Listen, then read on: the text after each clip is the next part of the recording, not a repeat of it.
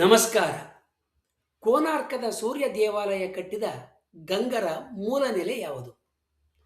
ಪ್ರಸಿದ್ಧವಾದ ಪುರಿಯ ಜಗನ್ನಾಥ ದೇವಾಲಯ, ಕೋನಾರ್ಕ್ನಲ್ಲಿರುವ ಸೂರ್ಯ ದೇವಾಲಯ, ಮುಖಲಿಂಗದ ಮಧುಕೇಶ್ವರ ದೇವಾಲಯ, ಆಂಧ್ರ ಪ್ರದೇಶದ ಸಿಂಹಾಚಲಂನಲ್ಲಿರುವ ನೃಸಿಂಹನಾಥ ದೇವಾಲಯ ಮತ್ತು ಭುವನೇಶ್ವರದ ಅನಂತ ವಾಸುದೇವ ದೇವಾಲಯಗಳನ್ನು ಕಟ್ಟಿಸಿದವರು ಪೂರ್ವಗಂಗ ವಂಶದವರು. ಕರ್ನಾಟಕವನ್ನು ಆಳಿದ ಪಶ್ಚಿಮ ಗಂಗರಿಂದ ಪ್ರತ್ಯೇಕ ಮಾಡೋದಕ್ಕೆ ಇವ್ರನ್ನ ಪೂರ್ವಗಂಗರು ಅಂತ ಕರೆಯೋದು ಒಂದು ರೂಢಿಯಾಗಿದೆ.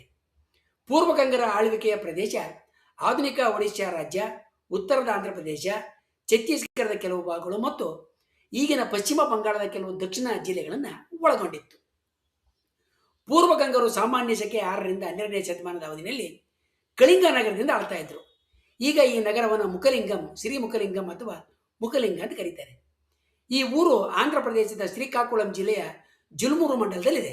ಸಾಮಾನ್ಯ ಶಕೆ 1122ರಲ್ಲಿ ಗಂಗರಾಜ ಅನಂತವರ್ಮನ್ ಚೋಡಗಂಗದೇವ ಉತ್ಕಲವನ್ನು ವಶಪಡಿಸಿಕೊಂಡು ರಾಜಧಾನಿಯನ್ನು ಕಳಿಂಗ ನಗರಿಯಿಂದ ಕಟಕಕ್ಕೆ, ಅಂದರೆ ಆಧುನಿಕ ಕಟಕ್ ನಗರಕ್ಕೆ ಬದಲಾಯಿಸ್ತಾನೆ. ಇಂದಿನ ನಮ್ಮ ಚರ್ಚೆಯ ವಿಷಯ ಕರ್ನಾಟಕದ ಗಂಗರಿಗೂ ಮತ್ತು ಕಳಿಂಗ ನಗರದ ಪೂರ್ವಗಂಗರಿಗೂ ಏನಾದರೂ ಸಂಬಂಧ ಇದ್ದಿದೆ ಅಂತ ತಿಳ್ಕೊಳ್ಳೋದಾಗೈತೆ. ಪೂರ್ವಗಂಗರ ಮೂಲದ ಬಗ್ಗೆ ಇತಿಹಾಸಕಾರರಲ್ಲಿ ಒಮ್ಮತ ಇಲ್ಲ. ಬಿ ಮಸ್ತಾನಯ್ಯ ಅವರು ಪೂರ್ವಗಂಗರ ಮೂಲ ಸ್ಪಷ್ಟವಾಗಿ ಸ್ಥಾಪಿತ ಆಗಿಲ್ಲ ಅನ್ನುವ ಅಭಿಪ್ರಾಯಕ್ಕೆ ಬಂದಿದ್ದಾರೆ. ಆದರೆ ಪ್ರಖ್ಯಾತ ಬ್ರಿಟಿಷ್ ವಿದ್ವಾಂಸ, ಕಲಾವಿದ, ಕಲಾವಿಮರ್ಶಕ ಮತ್ತು ಇತಿಹಾಸಕಾರ, ಹಾಗೆಯೇ ಪುರಾತತ್ವ ಶಾಸ್ತ್ರಜ್ಞ ಮತ್ತು ಭಾರತೀಯ ಕಲೆ ಮತ್ತು ವಾಸ್ತುಶಿಲ್ಪದ ಬಗ್ಗೆ ಅಪಾರ ಜ್ಞಾನ ಹೊಂದಿದ್ದಂಥ ಪಂಡಿತ ವಿದ್ವಾಂಸ ಪರ್ಸಿ ಬ್ರೌನ್ ಪೂರ್ವಗಂಗರು ಕರ್ನಾಟಕದ ಗಂಗವಂಶಕ್ಕೆ ಸೇರಿದವರಂತ ಪ್ರತಿಪಾದನೆ ಮಾಡಿ ಅದಕ್ಕೆ ಆತ ಹಲವಾರು ಆಧಾರಗಳನ್ನ ನೀಡ್ತಾನೆ. ಈತನ ಪ್ರಕಾರ ಮುಖಲಿಂಗಂನಲ್ಲಿರುವ ದೇವಾಲಯಗಳು ಭುವನೇಶ್ವರದಲ್ಲಿರುವ ದೇವಾಲಯಗಳಿಗಿಂತ ಪ್ರಾಚೀನ. ಇವು 4ನೇ ಶತಮಾನದಿಂದ ಕರ್ನಾಟಕದಲ್ಲಿ ಕಾಣಿಸಿಕೊಂಡ ಬಾದಾಮಿ ಚಾಲುಕ್ಯ ದೇವಾಲಯದ ವಾಸ್ತುಶಿಲ್ಪದ ಪ್ರಕಾರವನ್ನು ಅನುಸರಿಸ್ತವೆ. ಮುಖಲಿಂಗಂ ಎಂದರೆ ಕಳಿಂಗ ನಗರದಲ್ಲಿರುವ ಮುದುಕೇಶ್ವರ ಅಥವಾ ಮುಖಲಿಂಗೇಶ್ವರ ದೇವಾಲಯ ಕರ್ನಾಟಕದ ಕದಂಬರ ದೇವಾಲಯಗಳನ್ನ ಹೋಲ್ತತೆ.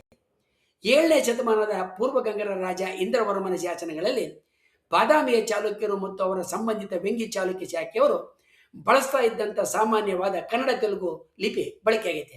ಇವೆಲ್ಲವೂ ಪೂರ್ವಗಂಗರು ಕರ್ನಾಟಕರು ಎನ್ನುವ ಬಲವಾದ ಪುರಾವೆಗಳನ್ನ ಆತ ಸೂಚಿಸ್ತಾನೆ.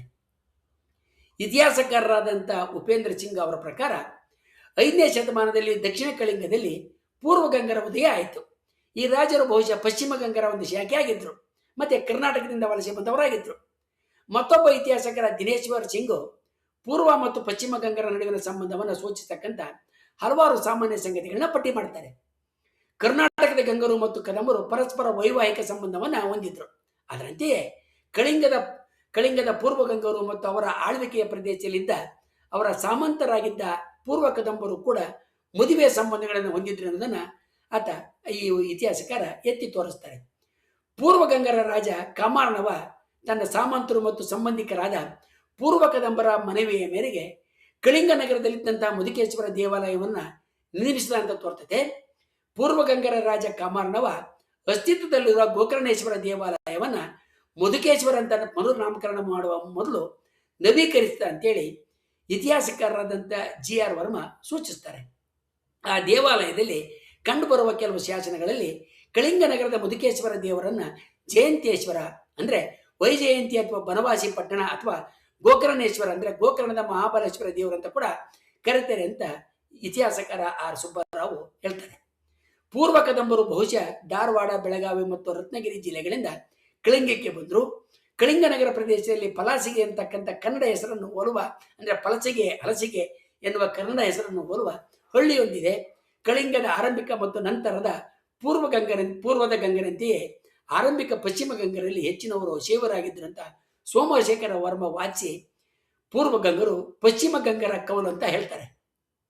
ಶಾಸನಕಾರರಾದಂಥ ಜಾನ್ ಫೇತ್ಫುಲ್ ಫ್ಲೀಟು ಕರ್ನಾಟಕದ ಗಂಗವಂಶದವರು ಗಂಗವಾಡಿ ಪ್ರದೇಶಕ್ಕೆ ಸೇರಿದ್ದು ಸಾಮಾನ್ಯ ಶಕೆ 350ರ ವೇಳೆಗೆ ಕೋಲಾರವನ್ನು ಅಂದರೆ ಕೋಲಾರವನ್ನು ರಾಜಧಾನಿಯಾಗಿ ಮಾಡ್ಕೊಂಡು ಆಳ್ತಾ ಇದ್ರು.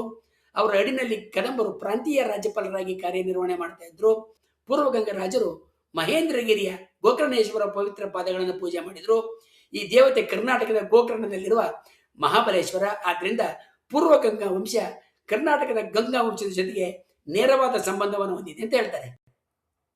ಈ ಎಲ್ಲ ಸಾಂದರ್ಭಿಕ ಸಾಕ್ಷಿಗಳನ್ನು ಬಿಟ್ಟು ಇತರ ಇತಿಹಾಸಕಾರರು ಪೂರ್ವ ಗಂಗರ ಮೂಲವನ್ನು ತಿಳಿದಕ್ಕೆ ಅವರ ತಾಮ್ರಪತ್ರ ಮತ್ತು ಶಾಸನಗಳನ್ನ ಬಳಸಿಕೊಂಡಿದ್ದಾರೆ. ಸಾಮಾನ್ಯ ಶಕೆ 1113 ಮತ್ತು 1118 ಅವಧಿಗೆ ಸೇರುವ ಅನಂತವರ್ಮ ಚೋಡಗಂಗನ ಕೊರಣಿ ಮತ್ತು ವಿಶಾಖಪಟ್ಟಣಂ ತಾಮ್ರಪತ್ರಗಳು, ಹಾಗೆಯೇ ಮುಮ್ಮಡಿ ರಾಜರಾಜನ ದಾಸಗೋಮ, ಇಮ್ಮಡಿ ನರಸಿಂಹದೇವನ ಕೆಂಡುಪಟ್ಟಣಮು, ನಾಲ್ವಡಿ ನರಸಿಂಹದೇವನ ಪುರಿ ತಾಮ್ರಪತ್ರಗಳಲ್ಲಿರುವ ಸಂಗತಿಗಳತ್ತ ಇವರು ಗಮನವನ್ನು ಸೆಳೀತಾರೆ. ಈ ಎಲ್ಲ ತಾಮ್ರಪತ್ರಗಳಲ್ಲಿ ಪೂರ್ವವಂಶದ ಮೊದಲ ರಾಜ ಕಾಮಾರ್ಣವ ಕರ್ನಾಟಕದ ಗಂಗವಾಡಿ ಪ್ರಾಂತ್ಯಕ್ಕೆ ಸೇರಿದವನಂತ ತಿಳಿಸ್ತಾರೆ. ಕುರಣಿ ತಾಮ್ರಪತ್ರದಲ್ಲಿ ಗಾಂಗವಂಶಸ್ಯ ಉತ್ಪತ್ತಿ ಯಯಾತೇಹ ಪುತ್ರ ತುರ್ವಸು ತಸ್ಯ ಗಂಗಾದೇವ್ಯ ಪ್ರಸಾದೇನ ಗಾಂಗೇಯ ಅಭವತ್ ತಸ್ಮಾತ್ ಗಾಂಗಕುಲ ಸಂಭವಾ ಕ್ಷತ್ರಿಯ ತೇಷಾಂ ಕುಲೆ ಮಾ ಶಕ್ತಯ ರಾಜಾನಃ ಅಭವನ್ ವೀರಸಿಂಹ ತಸ್ಮಾತ್ ಕಾಮಾರ್ಣವ ಗಂಗವಾಡಿ ದೇಶಾತ್ ಪ್ರಸ್ಥಿತಃ ಮಹೇಂದ್ರಗಿರಿ ಉಪಗಮ್ಯ ಗೋಕರ್ಣ ಸ್ವಾಮಿನಂ ಪೂಜಯಾಮಾಸ ತೇನ ತುಷ್ಟೇನ ದೇವೇನ ನಂದಿಲಾಂಛನಂ ದತ್ತಂ ತಥಾ ಸ ಕಲಿಂಗ ದೇಶಂ ಜಿತ್ವಾ ಸಬರಾಧಿಪತ್ಯಂ ನಿಹತ್ಯ ಸ್ವರಾಜ್ಯಂ ಅಕಾರಿ ತಸ್ಮಾತ್ ದಾನಾರ್ಣವಃ ತಸ್ಮಾತ್ ಗುಣಾರ್ಣವಃ ತಸ್ಮಾತ್ ರಾಜರಾಜದೇವಃ ತಸ್ಯ ಪುತ್ರಃ ಪರಮಭಟ್ಟಾರಕ ಮಹಾರಾಜಾದಿರಾಜಃ ತ್ರಿಕಳಿಂಗಾಧಿಪತಿ ಶ್ರೀಮದ್ ಅನಂತವರ್ಮ ಚೋಡಗಂಗದೇವ ಅಂತ ಅನಂತವರ್ಮ ಚೋಡಗಂಗದೇವನ ಪೂರ್ವಜರ ಬಗ್ಗೆ ಹೇಳಾಗಿದೆ. ಈ ಎಲ್ಲ ತಾಮ್ರಪತ್ರಗಳು ತಿಳಿಸುವ ರೀತಿಯಲ್ಲಿ ಕಾಮಾರ್ಣವ ಗಂಗವಾಡಿಯ ಪೂರ್ವದಲ್ಲಿರುವ ಮಹೇಂದ್ರ ಪರ್ವತಕ್ಕೆ ಮತ್ತು ನಂತರ ಕಳಿಂಗಕ್ಕೆ ಬರ್ತಾನೆ. ಈತ ವೀರಸಿಂಹನ ಹಿರಿಯ ಮಗ. ಈತನೇ ಮೊದಲನೆಯ ಕಾಮಾರ್ಣವ ತನ್ನ ತಂದೆಯ ಚಿಕ್ಕಪ್ಪನಿಗೆ ತನ್ನ ಹೆಚ್ಚಿನ ಸಿಂಹಾಸನವನ್ನು ಬಿಟ್ಟುಕೊಟ್ಟು ನಂತರ ಗಂಗವಾಡಿ ವಿಷಯದ ರಾಜಧಾನಿಯಾದ ಕೋಲಾಯಪುರವನ್ನು ಅಥವಾ ಕೋಲಾರವನ್ನು ತೊರೆದಿನಂತ ಇವು ತಿಳಿಸ್ತವೆ. ಈತ ತನ್ನ 4 ಅಣ್ಣ ತಮ್ಮಂದಿರ ಜೊತೆಗೆ ಹೊಸ ರಾಜ್ಯವನ್ನು ಸ್ಥಾಪಿಸೋದಕ್ಕೆ ಪೂರ್ವಕ್ಕೆ ಹೋಗ್ತಾನೆ. ಮಹೇಂದ್ರ ಪರ್ವತದ ಶಿಖರ ತುದಿಯನ್ನು ತಲುಪ್ತಾನೆ. ಅಲ್ಲಿ ಶಿವನನ್ನ ಗೋಕರ್ಣ ಸ್ವಾಮಿ ಅಥವಾ ಗೋಕರ್ಣೇಶ್ವರ ಅಂತೇಳಿ ಪೂಜೆ ಮಾಡಿ ವೃಷಭ ಅಂದರೆ ನಂದಿ ಲಾಂಛನವನ್ನು ಪಡೆದು ನಂತರ ಪೂರ್ವ ಭಾಗಕ್ಕೆ ಇಳಿತಾನೆ. ಸ್ಥಳೀಯ ಬುಡಕಟ್ಟು ರಾಜ ಶಬರಾದಿತ್ಯ ಅಥವಾ ಬಾಲಾದಿತ್ಯನನ್ನು ಯುದ್ಧದಲ್ಲಿ ಸೋಲಿಸಿ ಕೊಲ್ತಾನೆ ಮತ್ತು ಗೋಕರ್ಣೇಶ್ವರನ ಆಶೀರ್ವಾದದಿಂದ ಇಡೀ ಕಳಿಂಗವನ್ನು ಸ್ವಾಧೀನಪಡಿಸಿಕೊಂಡಂತ ಈ ತಾಮ್ರಪತ್ರಗಳು ದಾಖಲಿಸ್ತವೆ. ಸಾಮಾನ್ಯ ಶಕೆ 498 ಅಥವಾ 500ರ ಅವಧಿಯ ಸುಮಾರಿಗೆ ಮಹೇಂದ್ರಗಿರಿ ಪರ್ವತದ ದಕ್ಷಿಣ ಪ್ರದೇಶಕ್ಕೆ ವಶಪಡಿಸಿಕೊಂಡ ನಂತರ ಪೂರ್ವದ ಗಂಗರು ಅಂದರೆ ಕರ್ನಾಟಕದ ಗಂಗರು ಮಹೇಂದ್ರಗಿರಿ ಪರ್ವತದ ಮೇಲೆ ಶಿವಗೋಕರ್ಣ ಸ್ವಾಮಿನೆಂಬ ಹೆಸರಿನ ಶಬರ ಅಥವಾ ಬುಡಕಟ್ಟಿನ ದೇವತೆಯನ್ನ ತಮ್ಮ ಕುಟುಂಬದ ಪೋಷಕ ದೇವತೆಯಾಗಿ ಒಪ್ಕೊಳ್ತಾರೆ ಅಂತ ಇತಿಹಾಸಕಾರರಾದಂಥ ಭರವಿ ಪ್ರಸಾದ್ ಸಾವು ಅಭಿಪ್ರಾಯ ಪಡ್ತಾರೆ. ಇತಿಹಾಸಕಾರರಾದಂಥ RS ಶರ್ಮಾ ಮತ್ತು KM ಶ್ರೀಮಾಲಿ ಪೂರ್ವ ಗಂಗರು ಮತ್ತು ಪೂರ್ವ ಕದಂಬರು ಬಹುಶಃ ಸಂಬಲ್ಪುರ ಪ್ರದೇಶದಲ್ಲಿ ಕೋಟೆಯಿಂದ ಆಳಿದ ಒಡಿಶಾದ ರಾಷ್ಟ್ರಕೂಟ ಶಾಖೆ ಮತ್ತು ಕಲ್ಯಾಣ ಚಾಲುಕ್ಯ ಸಾಮ್ರಾಜ್ಯದ ಸ್ಥಾಪನೆಯ ಸಮಯದಲ್ಲಿ ಅಂದರೆ ಸಾಮಾನ್ಯ ಶಕೆ 973ರ ಸಮಯದಲ್ಲಿ ಅಥವಾ ನಂತರ ವಲಸೆ ಬಂದ ತೈಲಪ ವಂಶಿಗಳು ಇವರು ಗಂಜಾಂ ಮತ್ತು ಪರ್ಲಕಿಮಿಡಿ ಸುತ್ತಲೂ ಆಳ್ವಿಕೆಯನ್ನು ನಡೆಸಿದರು ಮತ್ತು ಅವರ ಸಾಮಂತರಾಗಿದ್ದರು. ಕೆಲವರು ಕಲ್ಯಾಣಿ ಚಾಲುಕ್ಯ 6ನೇ ವಿಕ್ರಮಾದಿತ್ಯ ಉತ್ತರ ಮಧ್ಯ ಪೂರ್ವ ಮತ್ತು ಈಶಾನ್ಯ ಭಾರತದ ಉದ್ದಗಲಕ್ಕೆ 1663ರಿಂದ 1668ರ 5 ವರ್ಷಗಳ ಅವಧಿಯಲ್ಲಿ ನಡೆಸಿದ ಕಾರ್ಯಾಚರಣೆಗಳ ಜೊತೆಗೆ ಸಂಬಂಧ ಹೊಂದಿದ್ರು ಮತ್ತು ಆಗ ಬಂದರು ಅಂತ ಅಭಿಪ್ರಾಯಪಟ್ಟಿದ್ದಾರೆ. ಈ ಎಲ್ಲ ಸಾಕ್ಷಿ ಪುರಾವೆಗಳನ್ನು ಗಮನಿಸಿ ಪೂರ್ವ ಗಂಗರು ಕರ್ನಾಟಕ ಗಂಗವಂಶದ ಒಂದು ಕವಲು ಅಂತ ನಾವು ಸ್ಪಷ್ಟವಾಗಿ ಹೇಳ್ಬೋದು. ಆದರೆ ನೀವು ಯಾವುದೇ ಈಗ ದಕ್ಕಂಥ ಅಂತರ್ಜಾಲದ ತಾಣಗಳಲ್ಲಿ ನೋಡಿದ್ದೆ ಆದರೆ ಇದನ್ನು ಯಾರು ಸ್ಪಷ್ಟವಾಗಿ ಹೇಳೋದಕ್ಕೆ ಹಿಂಜರಿತಾ ಇದ್ದಾರೆ ಅನ್ನೋದನ್ನ ನಾವು ಕಾಣಬಹುದು.